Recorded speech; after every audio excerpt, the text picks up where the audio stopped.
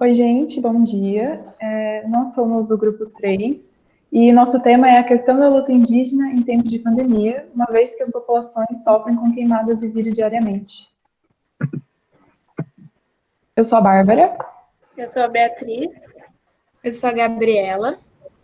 Eu sou a Isabela. Eu sou o Rafael. Eu vou começar falando sobre qual grupo nós focamos e como nós vamos prosseguir com a apresentação. Primeiro, nós iremos demonstrar as características do coletivo. No segundo tópico, nós vamos falar sobre os resultados alcançados com a pesquisa. O terceiro ponto é referente aos impactos trazidos pela pandemia. Logo após, teremos os depoimentos dos nossos convidados entrevistados. E, por fim, os comentários pessoais de cada integrante do grupo.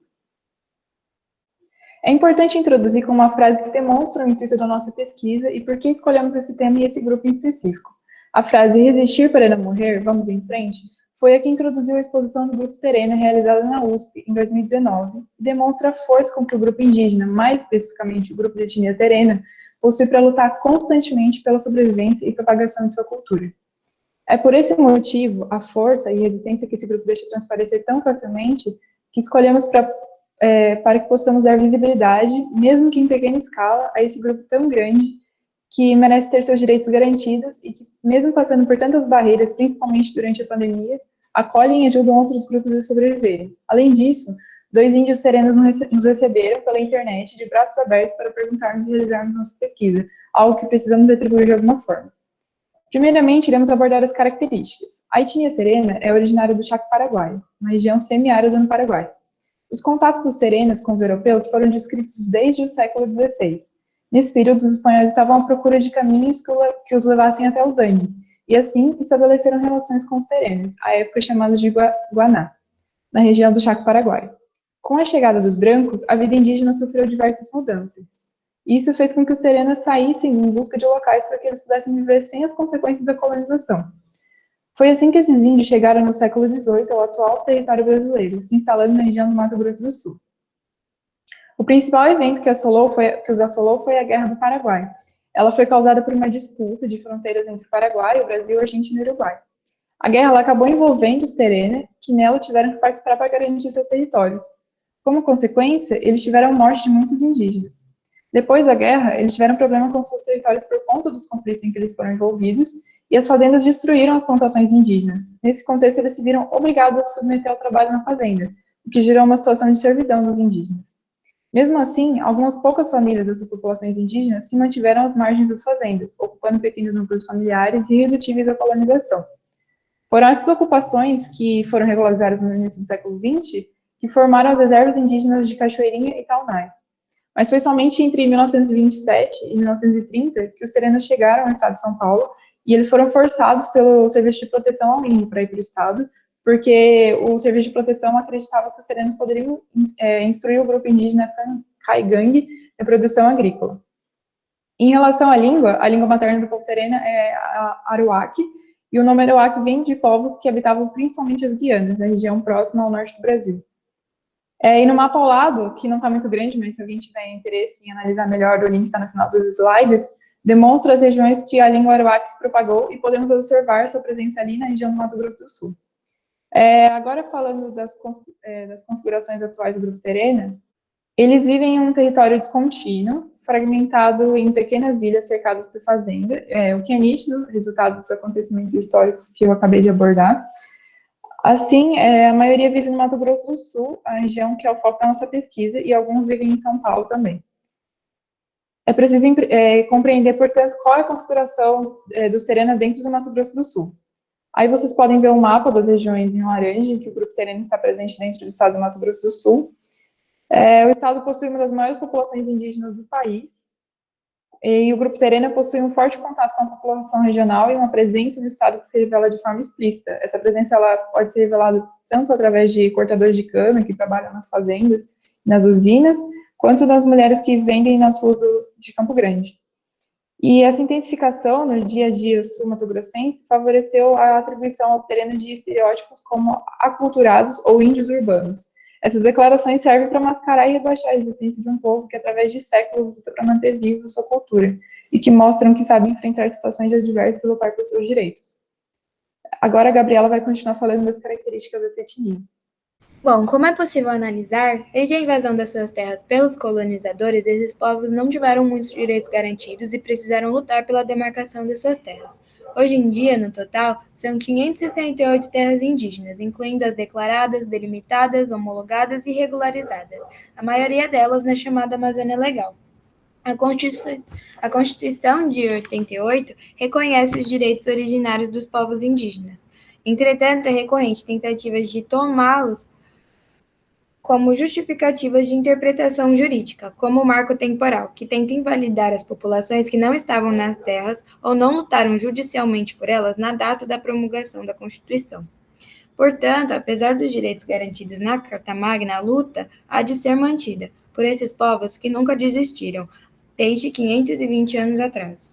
Ao se tratar de terras indígenas, é necessário abordar a questão do agronegócio e o interesse dos latifundiários pelas terras, e também pelo desaparecimento das vozes indígenas, uma vez que esses defendem a fauna e flora, enquanto os outros não têm nenhum compromisso com as causas ambientais e seus interesses são exclusivamente econômicos. Para a etnia terena, em específico, a questão territorial é enfrentada há 40 anos no Mato Grosso do Sul, na aldeia Cachoeirinha, localizada no município de Miranda, que abriga cerca de 6 mil índios terena. A área tem 2.660 hectares. E a incerteza da demarcação dessa terra é muito grande. É um processo que até o dia da pesquisa está correndo. Então, essa incerteza assola o povo até o dia de hoje. Ainda dentro do tema das terras indígenas, agora pode passar, por favor? Em especial da etnia terena, é necessário falar sobre os incêndios no Pantanal, principalmente no ano de 2020, em especial nos meses de agosto e setembro. A área indígena com mais focos de incêndio é também a maior, que é a tribo indígena de Cadivel, dos Terena e Cadivel. As maiores polêmicas envolvendo a tragédia é o negligenciamento do governo federal, que demorou para tomar medidas, tanto diretamente ao combate ao fogo, quanto indiretamente para o apoio aos brigadistas, por exemplo, que em sua maioria são indígenas. Como se não bastasse, o sofrimento de ver a fauna e flora virando cinzas, esses povos são vítimas de fake news, iniciadas por fazendeiros que os culpam pelo incêndio. Bom, com relação à localização e à língua dos terenas, de acordo com o último censo levantado pelo IBGE em 2010, mais de 25 mil terenas vivem em solo brasileiro, distribuídos por municípios do Mato Grosso do Sul, sendo esses municípios Miranda, Aquidauana, Anastácio, Dois Irmãos do Buriti, Cidrolândia, Nioaque, Rochedo e também Porto Murtinho. Além disso, eles também podem ser encontrados no interior do estado de São Paulo, em terras indígenas como Arariba, Avaí e Icatu. Aruaque é a língua falada pela maioria das pessoas que atualmente se reconhecem como terena. Entretanto, o uso e a frequência da língua ela pode variar entre as aldeias e as terras indígenas. Bom, por contarem com uma população bastante numerosa, principalmente no Mato Grosso do Sul, eles mantêm um contato mais próximo com a população regional. Isso pode ser observado até mesmo através das chamadas aldeias urbanas. E a partir disso, a vivência deles se dá de forma mais explícita dentro do estado, do Mato Grosso do Sul. Os costumes deles podem ser observados a partir de meios de subsistência, como, por exemplo, a agricultura, já que eles são conhecidos como os bons agricultores. E essa cultura ela é bastante tradicional e ela se dá como atividade produtiva, principalmente dentro de aldeias mais tradicionais, como, por exemplo, a de Cachoeirinha.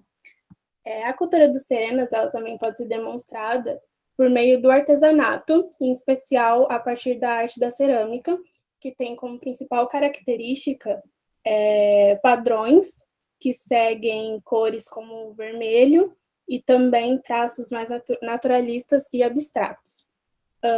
A alternativa atual do artesanato terena como meio de subsistência se dá principalmente através do barro, da palha e também da tecelagem. E essas atividades apresentam um nítido sentido de resgate à arte ancestral indígena. E só em nível de curiosidade, existe em Miranda que é o município do Mato Grosso do Sul, um centro referencial da cultura terena, onde existe um acervo com centenas de peças expostas. E, bom, é bastante importante a gente manter sempre um olhar que seja capaz de captar a pluralidade sobre os povos indígenas, em especial, no nosso caso, sobre os terenos, principalmente pelo fato deles serem formados por quase 30 mil indivíduos, né? Então, é bastante importante a gente manter esse olhar e não generalizar ou os tratar como um só. Bom, então, quando a gente aborda o tema de identidade e cultura indígena, a gente tem que ter cuidado para não cair em nenhuma visão conceituosa sem a gente perceber. Eu vou falar um pouco dos resultados que a gente alcançou nessa pesquisa, evidenciando um pouco da história, da tradição cultural e dos problemas que diz que estão à etnia dos terenas, um dos maiores grupos étnicos indígenas. A produção cultural dos terena, ela envolve diversas ações ao longo da história em busca de propagar sua tradição artística, culinária, linguística, etc. Muitas dessas ações elas eram presenciais, né? Então, você tinha exposições em museus, você tinha festivais culturais indígenas que eram realizados nas aldeias e elas passaram muito a ser realizados pela internet, como a gente conseguiu contrastar na pesquisa. Mesmo que muitas das tribos não tenham acesso à tecnologia, ainda tem uma forte adesão, principalmente do público de fora, para esse tipo de exposição. Então, pessoas que normalmente não estariam em contato com esses assuntos podem acabar entrando e se interessando. Além de que muitas tribos elas se tornaram urbanizadas e têm inclusive acesso à internet, o que auxilia os indivíduos a exportarem suas tradições para outras pessoas que não as viriam normalmente. Também tem um papel importante da universidade, por ela ser um ambiente propício para que se exponha a cultura e principalmente as lutas desses povos. Tem uma questão que vale a pena ser comentada, que é a da perda da identidade cultural, né, por parte dos terena e de alguns dos povos, onde graças aos aspectos da sua cultura e também da cultura, elas ficam cada vez mais restritas aos mais velhos. E isso tem vários motivos, né? Como eu já falei das tribos mais urbanizadas, também tem a migração de cidades, que muitos jovens preferem imigrar para a cidade, a falta de ensinamento das tradições para esses mais jovens e etc. As dificuldades que os terenos enfrentam, elas são comuns a de muitos outros povos. E, de fato, são problemas que a gente pode chamar de históricos, pois são problemas que perduram depois de muitos anos. Como a gente citou, são problemas de queimadas, invasões de áreas demarcadas dos indígenas, o genocídio indígena que ocorre muito hoje em dia, infelizmente, e muitos outros. Além disso, o descaso das autoridades públicas também é um enorme problema no combate desses crimes. Muitos, inclusive, que vêm até de pessoas ligadas a instituições de proteção dos interesses indígenas, como o FUNAI, né? A gente tem que destacar o esforço em conjunto que essas etnias indígenas, inclusive com comunidades quilombolas, que elas sofrem muito desses mesmos maus que atingem as comunidades indígenas. Então, tem um esforço conjunto e um trabalho para que possa prever esses tipos de coisas que acontecem. Uma grande dificuldade também que atingiu o mundo, inclusive, né, foi a crise do Covid-19. Ela atrapalhou não só a produção cultural, que ainda é na maioria como exposições e vendas de produtos, mas também muito da vida nas aldeias. Vou comentar um pouco com vocês sobre isso a seguir. E exatamente falando sobre a pandemia, é importante introduzir, né, dar um contexto antes da gente seguir para as entrevistas que nós conseguimos fazer. Então, numa contextualização, os primeiros casos do novo coronavírus foram registrados entre novembro e dezembro de 2019 em Wuhan, na China. No Brasil, o primeiro registro se deu em 26 de fevereiro, em São Paulo, por um brasileiro voltando de férias da Itália. E desde então, a pandemia do Covid-19 já fez mais de 1 milhão de vítimas pelo mundo, obrigando governos a instaurarem quarentenas, hospitais de campanha e novas medidas de prevenção. Infelizmente, nem todas essas medidas foram eficazes. Desde o início da pandemia no Brasil, o descaso da FUNAI e da CESAI, que é a Secretaria Especial de Saúde Indígena, apenas deixaram mais vulneráveis ao vírus as aldeias indígenas do país. Por exemplo, o primeiro caso de Covid-19 registrado em uma aldeia se deu em 1º de abril, por um médico que já apresentava sintomas ao voltar de férias e foi trabalhar e contaminou uma agente indígena de saúde. Então, ao mesmo tempo que tais órgãos governamentais orientam para os indígenas não deixarem as aldeias, também não fornecem esse auxílio necessário, o que incentiva os indígenas a saírem para buscar ajuda e resulta em taxas mais altas de contaminação dentro das aldeias. Felizmente, para a aldeia Tereré, no município de Sidrolândia, em Mato Grosso do Sul, essa última situação não foi uma realidade completa, mas puramente por esforços próprios, como afirmou Eliel Terena. Na seguinte entrevista, ele conta um pouco sobre o fechamento de sua comunidade para cidades vizinhas. Apenas moradores eram permitidos na comunidade, com uma vigilância constante na entrada. Ainda assim, houveram casos de contaminação e morte que chegaram ao povo terreno. E ao falar com esse professor de geografia e da própria língua terena, descobrimos mais sobre o impacto da pandemia nos cursos ministrados sobre ele e em sua comunidade. Então, respondendo a nossa primeira pergunta, que foi exatamente sobre o curso da língua dos terena que ele ministra, a gente perguntou sobre esse apagamento do elo cultural e como ele ministrava as aulas. E ele falou do seu interesse por manter a sua cultura viva, falou da sua iniciativa sobre criar uma página nas redes sociais para que ele pudesse alcançar mais público. Depois, focando um pouco mais nesse desaparecimento da língua, a gente chegou a perguntar como realmente funcionam as coisas na aldeia urbana que ele vive. E exatamente por ser urbana, a língua se perdeu muito, a língua materna. Então, a maioria dos que falam a língua dos terena são os mais velhos. Mas na aldeia em que ele nasceu, por outro lado, a maior parte dos moradores, ele falava a língua materna dos terena. Seguindo um pouco para as aulas que ele dá, que ele ministra mesmo, a gente também perguntou sobre os impactos que a pandemia teve, tanto nas suas aulas quanto no cotidiano da tribo em que ele mora. Ele falou que, como ele dá aula na escola pública, a questão da quarentena para as crianças, né, das aulas online, realmente aconteceu, mas tinha um grande problema, porque eles não tinham os materiais necessários. Então, ficava muito complicado para que essas conversas pudessem acontecer. Mas, referente ao curso que ele ministrava por fora da língua terena, ele sempre foi online.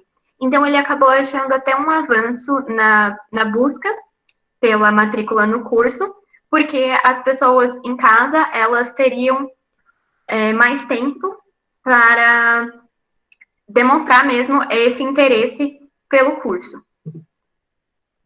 E mais focado em como a pandemia está afetando a comunidade deles no geral, aqui está a transcrição do que ele falou, mas a gente também tem um vídeo a seguir, que vai ser o Eliel mesmo contando, mas ele diz exatamente isso, que a aldeia se fechou, houve uma comunhão muito grande entre os próprios moradores, eles se certificaram de que só realmente moradores entrassem, para que não houvesse nenhuma contaminação, porque eles mesmos não tinham os equipamentos de segurança adequados, porque não foi fornecido por nenhum representante governamental. Que no começo, assim, acho que no mês de março, quando a pandemia chegou, a comunidade aqui se mobilizou. A comunidade aqui se fechou. Hoje, nesse momento agora, não está mais fechada a comunidade que está perto do portão. Mas no mês de março, até no meados de setembro para outubro, a gente fala guerreiros, né? Tinha guerreiros na frente da aldeia, ficava lá 24 horas.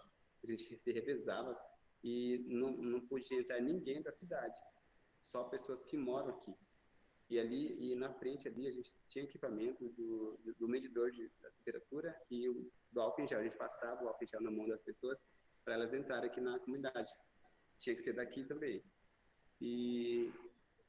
Mas a gente sabe que é difícil de a gente controlar esse vírus, e houve mortes aqui na comunidade. Na comunidade aqui, houve uma morte.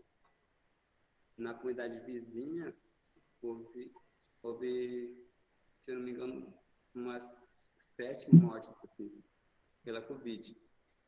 E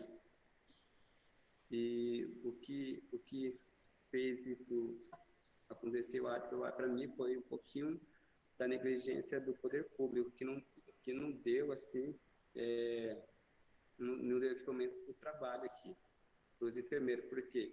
Porque os enfermeiros, tanto o pessoal que ia no cemitério, assim, cavar a cova, eles iam sem equipamento, na verdade, ia com a máscara e só com a máscara e com uma luva. Não aquelas protetor, todos não tinha. E hoje agora, a gente já está, a gente está, assim, vamos dizer assim, uma fase delicada. A gente sabe que o vírus ainda tá aí, e a gente está tomando providências enquanto isso. Não, a gente continua a aula virtual, a gente está usando máscara aqui quando a gente tem reunião, quando a gente tem o encontro dos professores, e acho que é isso, né? Por enquanto essa pandemia não acabou, né?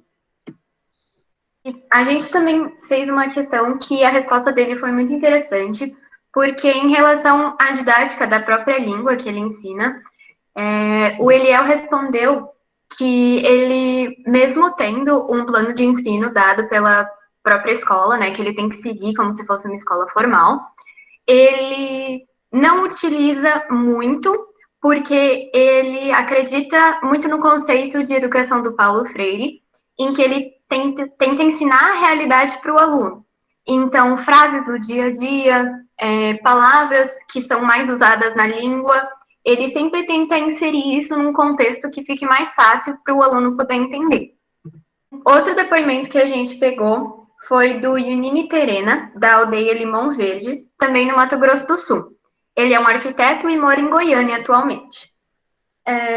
Ele conversou com a gente um pouco sobre a luta indígena em fatores como demarcação de terra, o descaso do governo e suas próprias ações culturais, e como elas foram atingidas pela pandemia. A primeira pergunta que a gente fez foi exatamente sobre os projetos culturais dele, se eles estão acontecendo agora durante a pandemia, como que isso funcionou.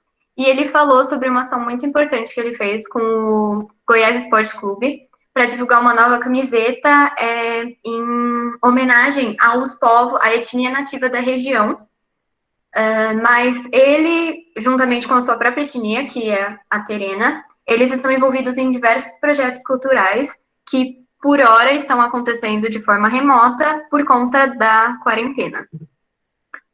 Ele também citou que a relação com outras etnias é bem harmônica, e nós perguntamos, em questão da língua, como se dá essa relação.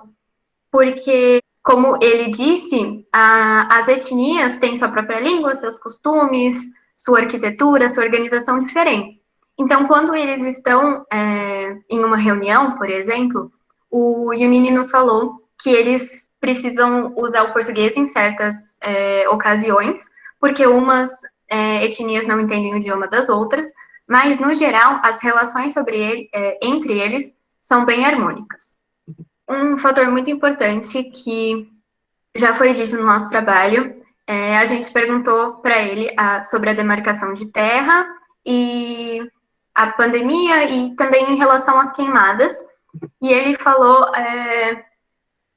que o descaso do governo, né, é ainda um grande fator, principalmente o atual governo, que ele não coopera em nada. Na verdade, ele falou, né, dá a voz aos opressores. Então, a eleição do novo presidente deu mesmo esse aval para que as pessoas pudessem invadir e atacar as terras indígenas. E sobre as queimadas, ele falou que uma mobilização muito grande está sendo feita por parte dos não indígenas e que isso é muito importante. Mas mesmo com a pandemia, mesmo eles estando online, isso de uma certa forma conseguiu chegar em mais pessoas, o que deu uma visibilidade muito grande. E aqui é um vídeo dele próprio falando sobre isso. O atual governo também não coopera em nada, né? Ainda na verdade dá voz aos opressores, a quem não quer a demarcação indígena, aos ruralistas também, que eles têm, tudo isso foi muito mais intensificado com a eleição do novo presidente, que tem dado esse aval para eles poderem invadir, para eles poderem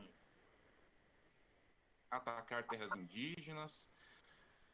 Sobre as queimadas também, a gente vê aí está vendo uma mobilização também muito grande dos não indígenas, mas a visibilidade que a gente está tendo agora com essa conexão com a internet deu uma notoriedade ainda maior. Só gostaria de dizer que a luta indígena não é uma luta que se resume só aos indígenas, é a união de todos os brasileiros, não indígenas, quilombolas. Nós também estamos juntos, para a par, na luta junto com os quilombolas, que sofrem as mesmas e até piores opressões, quanto à terra também, quanto a racismo, sua língua também. E é uma luta conjunta, não se resume só a esse grupo étnico. Tem que ser uma luta que envolva todo o Brasil, todo mundo. E antes da gente seguir para essa parte da finalização, a gente deixou o link com as 2 entrevistas completas no final do slide para vocês poderem acompanhar depois. Agora, nós vamos fazer uma conclusão e dizer como o trabalho nos impactou. Então, da minha parte, esse trabalho ele teve diferentes impactos na minha vida, porque foi incrível observar como o grupo, em conjunto, a gente se ajudou em literalmente todos os momentos. Todos nós tivemos uma contribuição enorme, não só na vida acadêmica um do outro, mas também em questões pessoais. E segundo, porque foi incrível e foi algo que eu nunca imaginaria fazer, pelo menos não logo no início da faculdade, principalmente na questão das entrevistas, né? Foi muito interessante as conversas que a gente teve, foi muito inspiradora com o Eliel e com o Yunini, e eles nos mostraram uma visão pessoal, né, da vida da comunidade, totalmente diferente de qualquer outra coisa que a gente poderia pesquisar na internet. E, além disso, durante as conversas particulares que nós tivemos com eles nos deram vários incentivos em relação à faculdade e ao estudo como um todo, que nos mostrou ainda mais como a cultura deles é movida pelo desejo de conhecimento e como isso foi maravilhoso para mim. Para mim também foi bastante rico, me agregou bastante.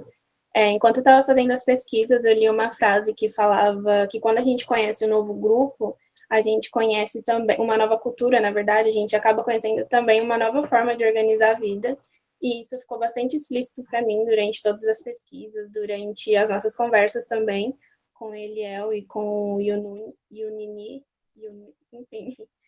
E me atentou bastante também sobre a importância de dar visibilidade, de estar sempre atenta sobre a luta indígena e, dentro do que tiver ao meu alcance, contribuir com isso. Embora a gente não tenha conhecido nem metade da cultura terena, pelo fato de ser muito plural, muito rica, muito grande, foi algo que impactou a minha vida e, enfim, foi bastante rico e me agregou bastante. Então, a minha consideração é que foi um trabalho muito enriquecedor, assim, tanto na nossa afinidade como um grupo, nosso apoio um do outro, como realmente que ampliou o meu ponto de vista sobre diversidade e multiculturalidade dos povos indígenas, mesmo a gente tendo focado no povo terena, e mesmo assim a gente nem conseguiu, abranger tudo que tem, porque é muito amplo.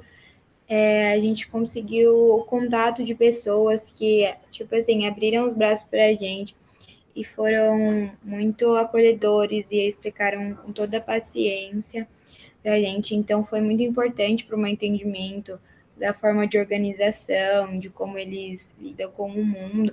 E foi muito interessante ver, assim, pelos olhos dele, as dificuldades que eles passam. Mudou muito o jeito que eu enxergava as coisas, assim. Eu vou acabar concordando com as meninas também. A nossa dinâmica do grupo foi incrível, a gente conseguiu fazer o trabalho com muita facilidade, assim, entre nosso contato mesmo. E é sempre bom, né, a gente ter essa noção que a luta indígena, ela precisa de visibilidade. Especialmente com o governo atual e seu descaso, como o Yunini falou. E eles até têm essa certa vista grossa, né, em relação a ações de invasão de terras indígenas e queimadas. E esse contato que a gente teve com os dois nos deixou muito mais conscientes em relação a isso, tanto dos nossos privilégios quanto do nosso papel em poder garantir essa visibilidade para os povos indígenas, para que eles continuem lutando pela sua própria cultura, pela vastidão das suas crenças, dos seus costumes, que precisam ser mantidos e não simplesmente deixados de lado ou excluídos, como a gente vê que está acontecendo. Eu queria agradecer as meninas por terem trazido esse tema, que é um tema que eu não tinha muito conhecimento, mas percebi que é um assunto que é muito importante, principalmente para a gente que é universitário, né? E que a gente estuda isso, é importante que a gente possa trazer essa discussão pauta, né? Que a gente possa colocar isso mais da população. Já que os interesses indígenas, eles são muito importantes não só para eles, mas para a gente, né? Porque são as bases da nossa cultura. E eu recomendo muito que vocês vejam os vídeos das nossas revistas com eles, que são muito esclarecedores e são bem rapidinhos, mas agregam demais. Agregaram muito para mim e acredito que para todo o nosso grupo. Então, obrigado. Obrigada, gente, por assistir. Muito obrigada, gente. Eu só queria deixar aqui de novo, né, que o link para as entrevistas completas está aqui. A gente vai também deixar na descrição para que todo mundo possa acessar. E é isso.